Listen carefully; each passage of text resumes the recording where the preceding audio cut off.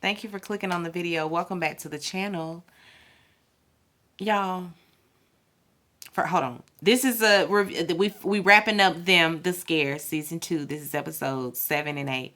I literally was sitting here. I think I'm like, where am I? I'm halfway down in my notes before I realized this shit it wasn't recording. None of it. Ain't getting none of my good punchlines. None of that. I'm so upset with myself. I'm just really sitting here talking. It ain't nothing was doing what it was supposed to do. Anyway, let me wrap this up. Mama Greer, she takes Kale's uniform to the basement to wash it. She's standing there looking at it wash, the water go around and everything, but it starts to turn like blood red. And minutes later, we see her cooking tomato soup. And so I'm thinking to myself, was she cooking that tomato soup that whole time thinking she was down there washing them clothes? I don't know, because when it comes to this show, the hallucinations always make me feel like I have hallucinated as well. Anyway, Dawn, she's laying with Kel. He says he feels cold, but he's not running a fever. I feel like he's just petrified. He saw that red hair, he says he thinks he's going crazy. Mama gets a call and it's from her ex-husband. So she, goes to talk to him. He's checking in. He says he's going to come down. And at the same time, Mama is preparing that soup. And so she's done with it. She puts it on the tray. I immediately thought that she had put some poison in it. It was just given what you put in that soup. I don't know. I didn't know. But she bring it in on the tray. She bring it to Kel, and he's tired. He's telling her to just sit it down. He'll get it later. And she tells him, you gotta eat your soup. Then all of a sudden it turns to that voice, eat the fucking soup. And he sit up and he starts pulling yarn out of his throat. Mama on the phone, and her phone call is starting to sound like it's disconnecting, because whenever man with the red hair, whenever Edmund Luke James and the spirit come round, lights flicker, static on the radio, all that. He comes out of that little trance, whatever, that hallucination, and he screams for his mom. And she, of course, runs in there to check on him, and he tells her what happened. He felt him again, and this time it sounded like grandma. And he looked at her with a straight face and say, listen, one of them gonna die tonight. Mama Greer, she goes into the basement. She sees Raggedy Andy in the middle of the floor. She runs back upstairs. Immediately turns around, runs back upstairs, and tells Don that there's somebody in the house. Don locks them in Kale's room and goes and gets her gun. She does a little sweep of the house. And at the same time, you can kind of see this energy in the house. Like it's like an aura. You can see it visibly in the camera. Going around the house with her. And then you can also hear her tape recorder like rewinding and fast forwarding. And it keeps stopping on this part where she mentions having an imaginary friend as a child. Dawn then finally shares with her mother that the other victims also saw something, and now Kel is starting to see some things too. Mama already know what's up. She already knows that something is afoot, especially as it pertains to this Raggedy Andy doll. Then she tells her that she has a twin brother, Edmund, and that they were inseparable. Then she tells her a story about their third birthday. She wanted to get them all these nice dolls, all these nice toys. He wanted to bring his Raggedy Andy doll, but she wanted to gift him, some beautiful black dolls because representation. That child threw a tantrum. Excuse me. Must be the tea I'm drinking. He threw a tantrum, tore up all the toys, all of that. And so she says she threw Raggedy Andy in the trash the next day. And then and the very next day after that, it was back in her house. Then one day she took Dawn to the park, and Edmund stayed home with their father. And that was the day that their father passed. And he also became hard to deal with after that. I'm sure a sociopathic child is very hard to deal with. I'm sure. She said when she came and saw him, he was holding his dad's medication in his hand, playing with it. I wonder if he was playing keep away with it while his daddy struggled on the floor, dying. Probably did. Probably felt like it was a game, but was not empathetic at all, I'm sure. Anyway, it was hard after that. It was too much to handle, so she had to take him on back to the group home. And that was at Miss Bernie's house, where they was being tortured and God knows what else. But she told Dawn that she had an imaginary friend, that Edmund was her imaginary friend and not her brother. So she erased that memory. Anyway, Dawn, she calls her partner and tells him she wants to look into her, wants him to look into Edmund. He already know about Edmund. He's like, listen, I already knew. She wants his address, and then he tells her, well, I can tell you where he's buried because he died 2 years ago. Dawn, she goes to check on Kel, and he sits up quick as hell. Like she opens the door quietly because he's sleeping. And then by the time she turns around after closing the door, he already sitting up in the bed. And he gonna say, Mom, can I ask you a question?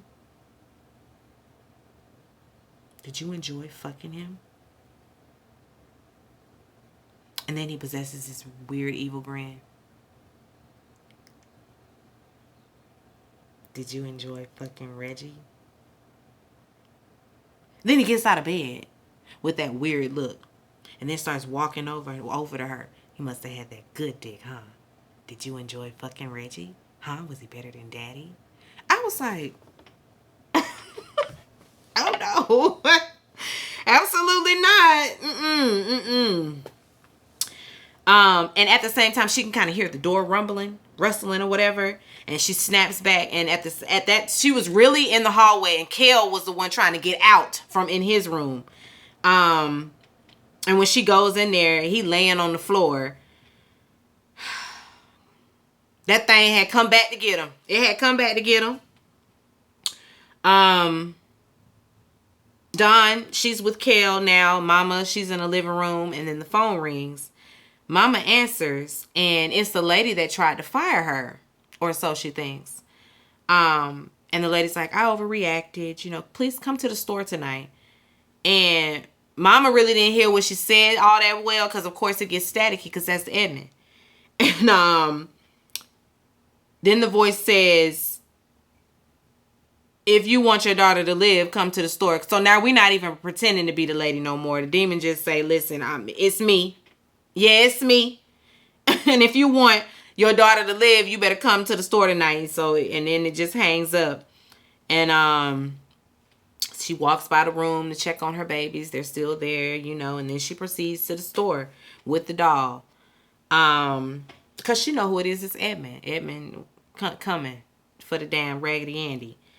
She gets there and immediately she talking to Edmund, leave my family alone. And then Edmund starts closing her in with the shelves. And she hallucinates her husband on the ground, begging for his pills. And then she can't open the pills because she got, her hands are bad. She got the arthritis and the lights. Everything gets red. And they start flickering, and then it's the man with the red hair at the end of the aisle. Edmund run up on her and then throws her around the store. And Pam get her a good few licks in. She ain't no hoe. She get her a few good licks in, and she like motherfucker punches some real good. And it's definitely Edmund, and he blames her for the abuse that he endured. When he was over there with Miss Bernie, and then he asks, "Did you know? Answer me. You knew that lady was doing what she was doing to us." And then he's just gone. And she gets up thinking that she's in the clear, thinking things are safe. And he behind her and then pushes her. Y'all, next thing we see is her stumble into the frame, headless, and drop to the floor.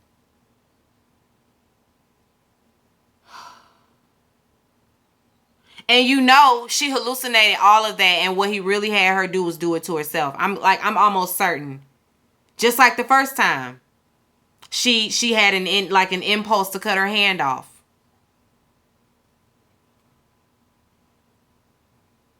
I just couldn't believe it. I was just like, now see, y'all got me there. Y'all got me with that one. Of course, the police come and deliver the news.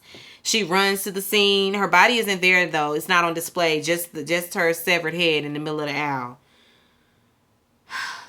Dawn, she can't even stand up. Okay, she just immediately falls to the ground. Let's get into episode 8. We're gonna wrap it on up. This one is called The Box.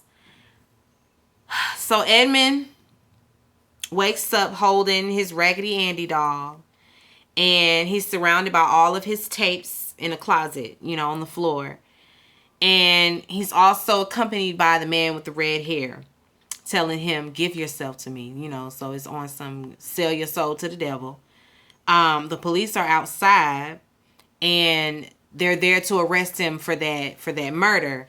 So this is 2 years ago. They didn't keep us up to speed on when we was going back and forth. Like, you really just had to do your math, and because at first that didn't make sense to me. I was like, wait.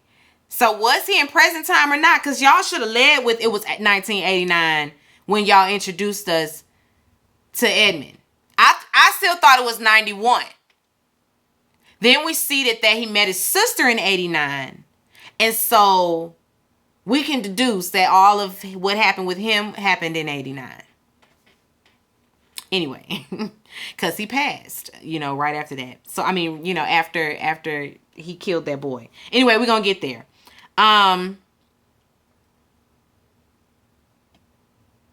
The devil with the red hair tells him, I'll break them all and bring her to us. Just give yourself to me. And Edmund takes the knife and slices his own throat. And so he died that day. Dawn, she wakes up to noises coming from her mother's room. And she goes inside, and her headless body turns around in a chair and says, I couldn't save him. And then she wakes up from a dream, and she's worried about Kel, but he's there and he's okay. The next morning, Iman is back. He's in town.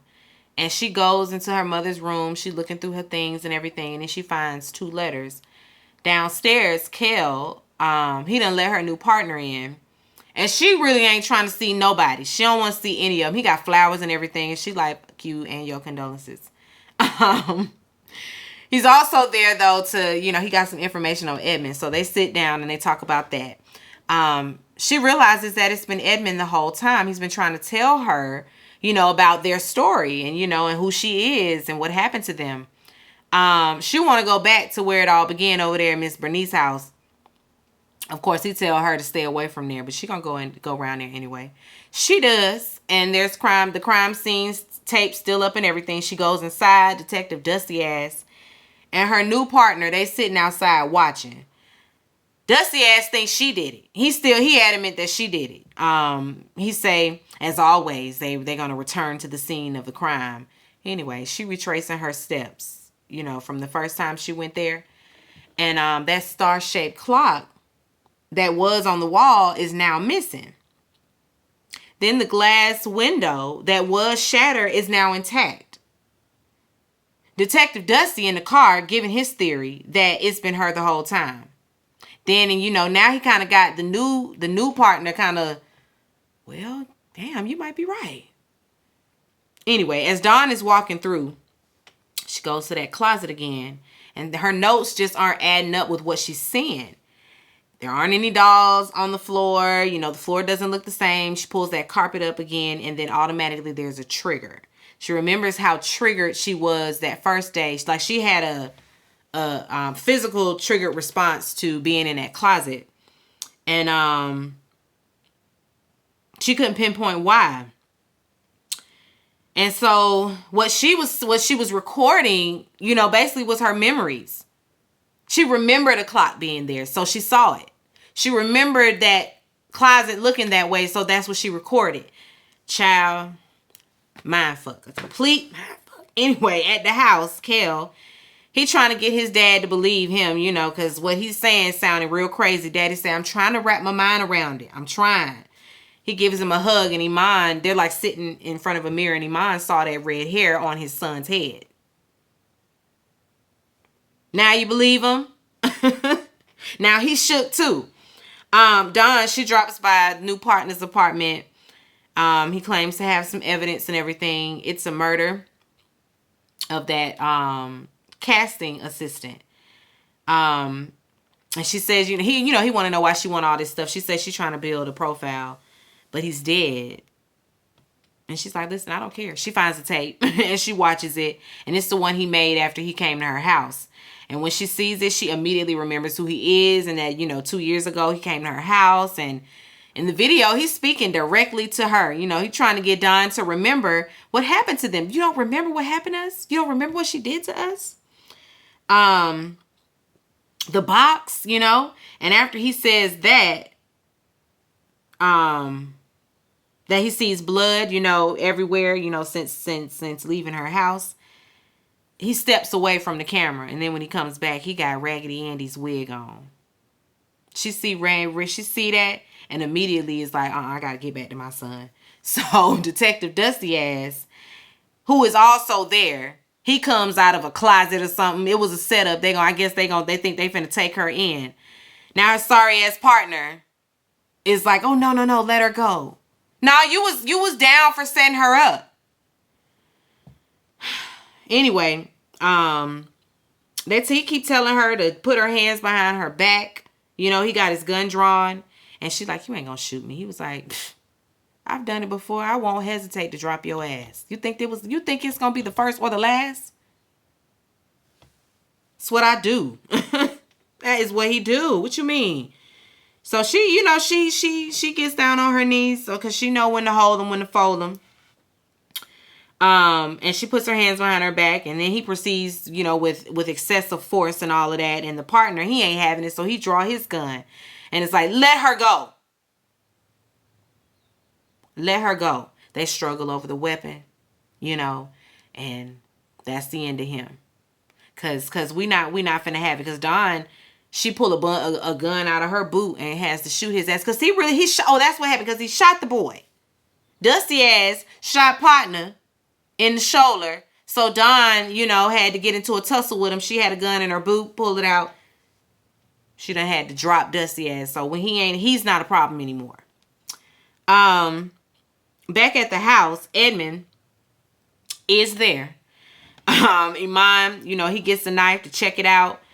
That Raggedy Andy theme music comes on and it's playing on the record player, and he gets upstairs, and all of upstairs is draped in Raggedy Andy yarn.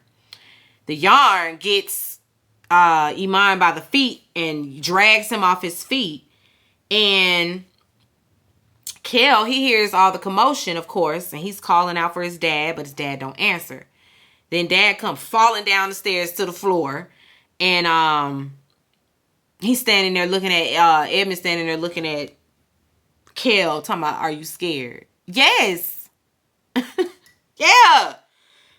Anyway, Dawn, she gets home, and Iman's on the floor. Kel, he's trapped in the TV. It's a poltergeist. Edmund says that it's time for her to come home. Dawn, she goes back to Miss Bernie's house, and she's back in time now when she gets there. Now she back in time, and we can see Miss Bernie throwing and yelling and carrying on. She's being abusive. They're running and hiding. The smaller version of Edmund, grabs her by the hand, and he takes her and they hide under, hide in a cabinet or hide somewhere. I don't know. They're hiding under the sink, I think. Next thing she knows, Raggedy Andy then drags her into another room, with another memory unlocked. And it's their mother giving them up. And who is their mother? Ruby. Y'all remember Ruby from the first season? She had some babies. And those are her children that she gave up. And we see that she was giving them up because she says that she didn't want them going through what she went through. It was if you haven't seen the first season, it's a lot. It's a lot. A lot of racial disparity going on. A whole lot of racism going on. But she did love her children. She did love them, but she had to leave them. And she ended up leaving them both Raggedy Andy dolls.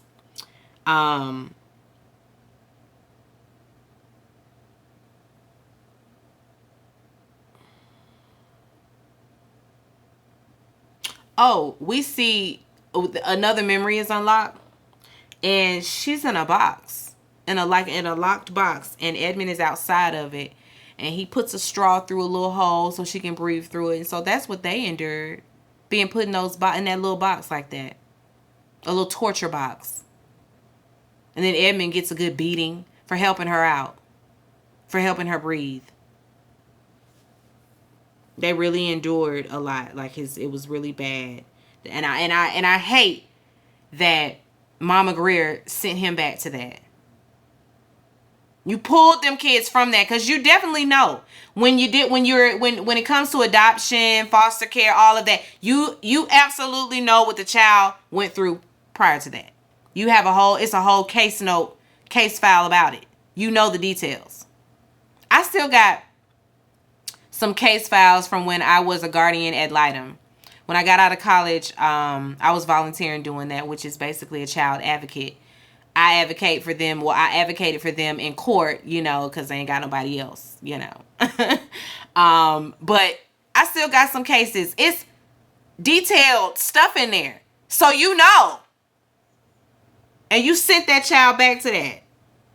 So that's why she was on the list.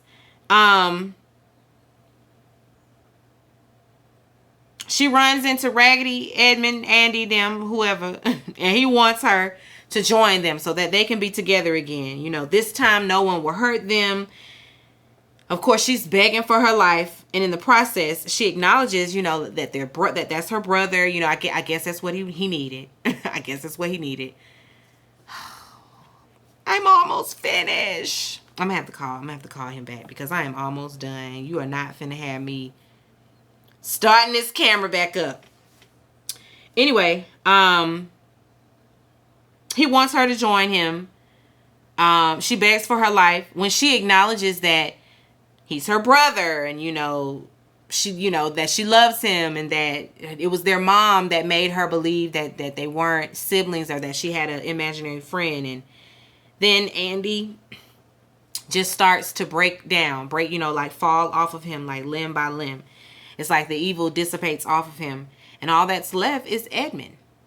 And Edmund's just there and, and he says, I love you. And then he just kind of dries up. She still got to go over there and save Kel. So he was locked in the closet. He was just locked in the closet. We see that it's a new day. Dawn, she has that recording of Dusty Ass admitting to murder and threatening to repeat the murder and all of that. And then she plays that for Cooper Saxe and them. And, now they talking a new tune, dropping all charges and all of that. On her way out, her lieutenant gonna mention that Dusty Ass matched the description, of the man with the red hair. You were kind of looking into him, before they took her back. But he can't even get it out because I guess he think he finna give her some praises for being, going down the right street as it pertains to Dusty Ass. And she like, before you took my badge? Yeah, I know I was on to something. Tried to tell y'all ass. And he gonna have the nerve to offer her a desk job.